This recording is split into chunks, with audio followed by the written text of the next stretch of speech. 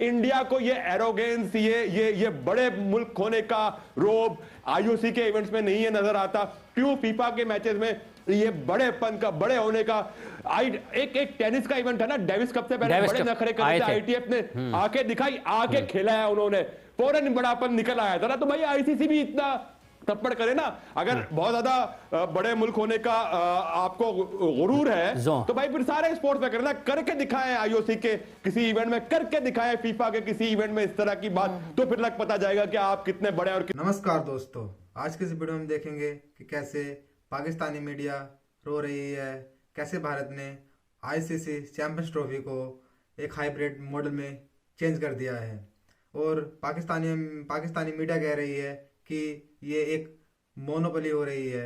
क्या भारत की आईसीसी में मोनोपोली बढ़ रही है? इन सब के बारे में आइए देखते हैं।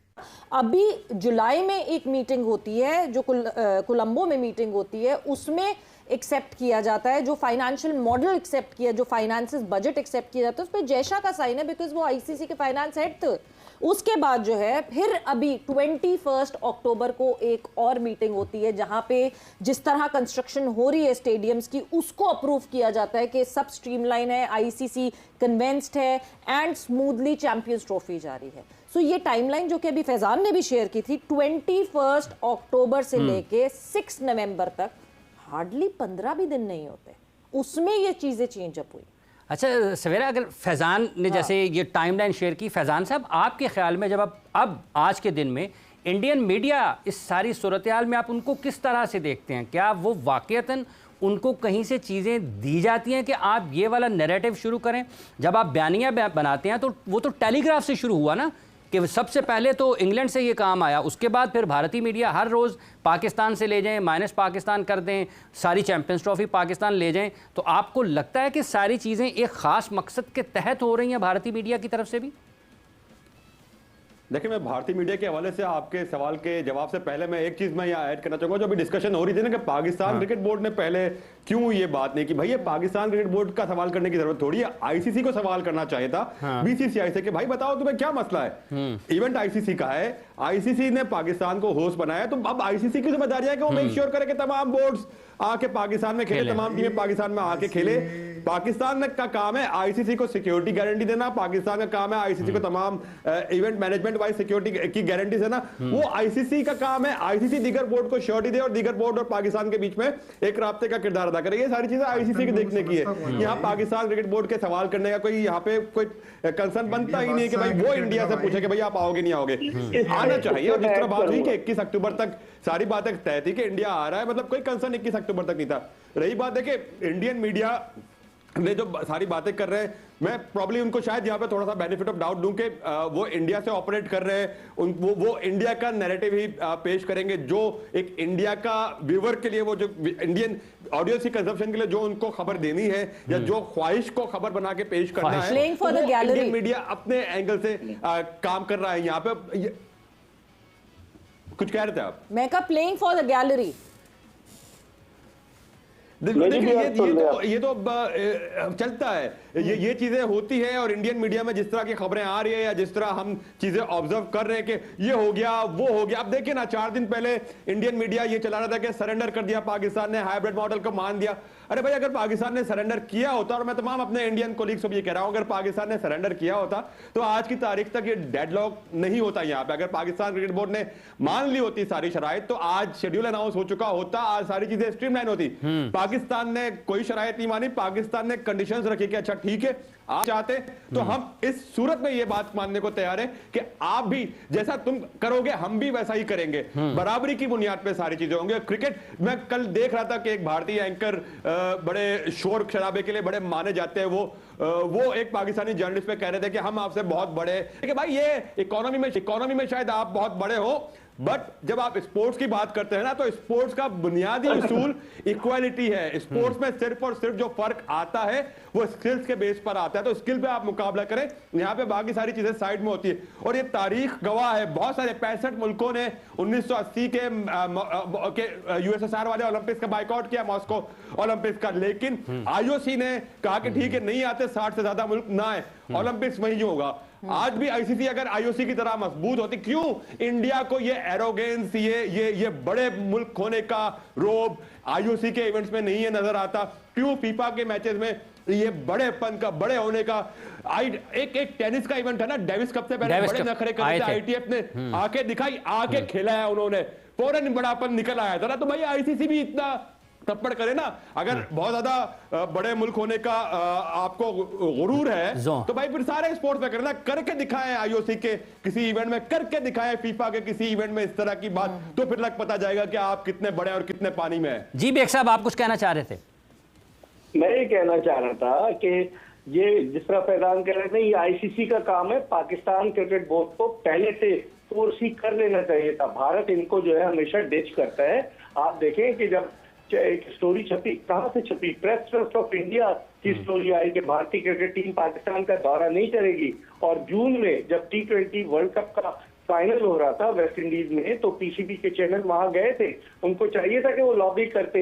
उस्मान समीउद्दीन की एक स्टोरी थी, क्योंकि चेयरमैन की मसरूफियात बहुत ज्यादा है, दिल्ली में वजीर दाखिला, तो ज्यादा वक्त नहीं सर्व कर सके। तो आपको लॉबिंग करनी होती है, थोड़ी कि आप आईसीसी पे छोड़ दें, आईसीसी करेगी। आपको पता है, जबकि फैजान खुद भी कह रहा है कि आईसीसी किसके इन्फ्लुएंस में है, तो आप क्या आईसीसी पे छोड़ देंगे? 6 महीने पहले से भारतीय मीडिया ने ये खबरें उड़ाना शुरू कर दी थी कि भारतीय क्रिकेट टीम पाकिस्तान नहीं जाएगी।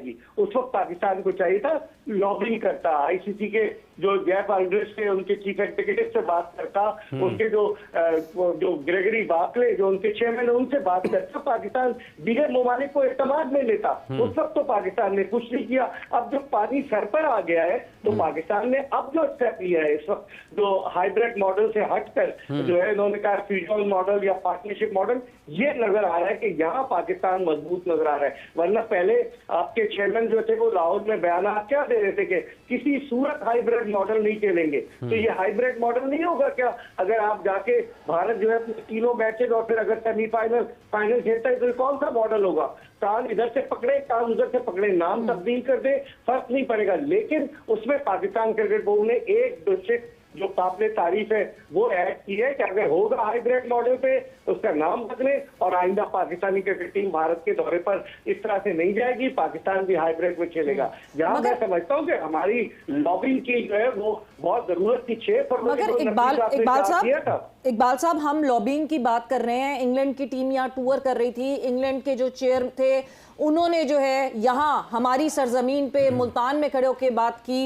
एक जुमले में उन्होंने कहा बड़ा अच्छा है, we'll travel to Pakistan for champions trophy, मगर दूसरे जुमले में उन्होंने कहा कि इंडिया के बगैर चैंपियंस ट्रॉफी नहीं हो सकती। हम जितनी भी लॉबिंग कर लेते, उस लॉबिंग के बावजूद क्या हम ये बात भूल सकते हैं कि इनके प्लेयर्स आईपीएल में जाते हैं, आईपीएल से कमीशन मिलता है इन सारे बोर्ड्स को, इनके प्लेयर्स उसके अलावा जिस तरह बीसीसीआई ज्यादा फंड लाता है, at the end of the day money matters. No, मैं बिल्कुल आपकी बात मैं बेग साहब से पहले एक चीज, बेग साहब एक चीज मैं एक ऐड करना चाहूंगा। बेग साहब सॉरी कतकलामी हुई, बट देखिए ना, मनी मैटर्स, बट स्पोर्ट्स की वैल्यूज भी कोई चीज होती है। कब तक मनी मैटर्स करते रहेंगे? कब ये ऑस्ट्रेलिया, न्यूजीलैंड, इंग्लैंड जैसे क्रिकेट बोर्ड जो बड़ी बात करते हैं अपनी वैल्यूज की, वो कब खेलों की वैल्यूज के लिए खड़े होंगे? अगर अब नहीं खड़े होंगे तो कभी भी क्रिकेट की वैल्यूज नहीं खड़ी हो पाएंगी यहाँ पे दोबारा। अच्छा बेग साहब, इसमें एक चीज शामिल करने पे एक वक्त ऐसा भी था कि जब इंग्लैंड और ऑस्ट्रेलिया को वीटो का हक हासिल था, तो आपको लगता है क्रिकेट एक मरतबा फिर उसी तरफ बढ़ रही है? पहले ये आपको याद है इंपीरियल क्रिकेट कॉन्फ्रेंस थी, फिर उसके बाद इंटरनेशनल क्रिकेट कॉन्फ्रेंस बन गई, फिर लॉर्ड से दुबई आ गई। तो शुरू में तो साउथ अफ्रीका, इंग्लैंड, ऑस्ट्रेलिया ने फॉर्म की। मुझे लग रहा है आइंदा आने वाले दिनों में इस भारत की हटदर्मी की वजह से स्प्लिट ना हो जाए आईसीसी। पैसा भारत का है इमरान, और जो सवेरा कह रही थी ना रिचर्ड थॉमसन जो उनके चेयरमैन है England and Wales cricket board के, हमारे तो चेयरमैन उनसे जाकर मिले।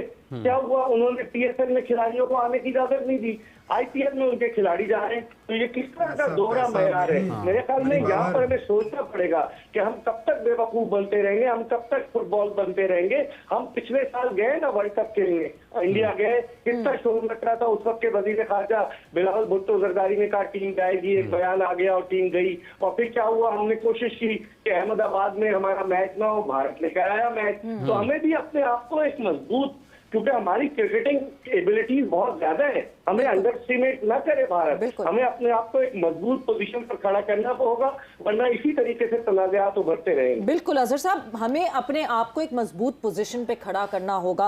आप पिछले एशिया कप की बात करें तो उस एशिया कप में भी यही हुआ कि बीच में फायदा किसने उठाया? श्रीलंकन क्रिकेट बोर्ड ने, जो बराबर जाके बीसीसीआई के खड़ा हो गया, और वो फायदा श्रीलंकन क्रिकेट बोर्ड ने सबसे ज्यादा, दोनों की लड़ाई में अगर किसी ने बीच में फायदा उठा लिया तो श्रीलंकन क्रिकेट बोर्ड ने फायदा उठाया। सो इवेंचुअली हम जब बात करते हैं ये लॉबिंग की, क्या ये लॉबी हम किसी टाइम पे स्ट्रॉन्ग कर पाएंगे या नहीं? झुकाव हर दफा बीसीसीआई की तरफ रहेगा?